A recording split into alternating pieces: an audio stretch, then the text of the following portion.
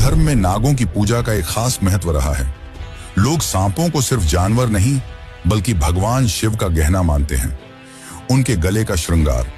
हमारे देश में कई ऐसे मंदिर हैं जो नाग देवता को समर्पित हैं और उन्हीं में से एक बहुत ही खास मंदिर है उज्जैन का नाग चंद्रेश्वर मंदिर।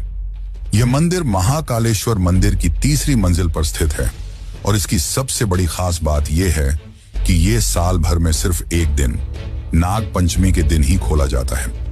मान्यता है कि नागराज तक्षक स्वयं यहां विराजमान हैं और उनकी इच्छा थी कि उन्हें एकांत में पूजा जाए, इसलिए मंदिर के पट साल में सिर्फ एक बार खोले जाते हैं और उसी दिन भक्त दर्शन कर पाते हैं। इस मंदिर में जो प्राचीन मूर्ति स्थापित है वह दुनिया में और कहीं देखने को नहीं मिलती।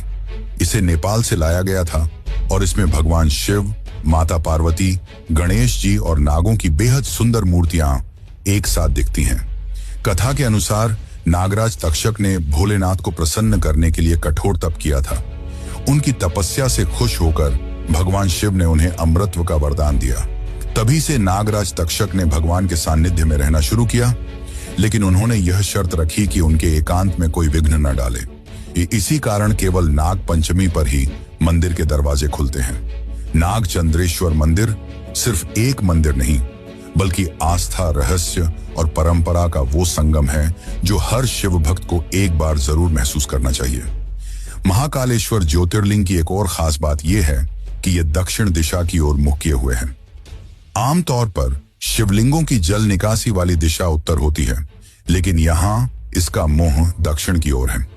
इसी वजह से इसे दक्षिण मुखी महाकाल कहा जाता है और माना जाता है कि इसका ये रूप नकारात्मक और बुरी शक्तियों को खत्म करने वाला होता है।